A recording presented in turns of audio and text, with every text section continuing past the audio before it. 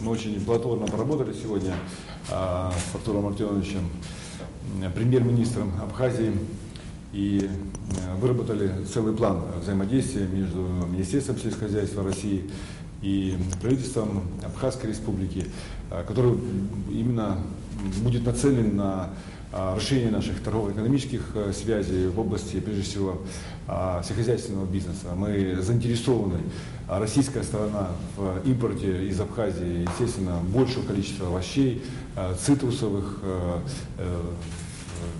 вина, которое в последние годы, в общем-то, демонстрирует хорошее качество. И мы понимаем, что эти объемы, которые сегодня поставляются к нам из Абхазии, недостаточны. И это мы даем такой серьезный сигнал для абхазской стороны, для абхазских предпринимателей, что нужно наращивать производство, активнее в этой части работать, потому что российский потребитель доверяет, знает абхазскую продукцию и ждет ее.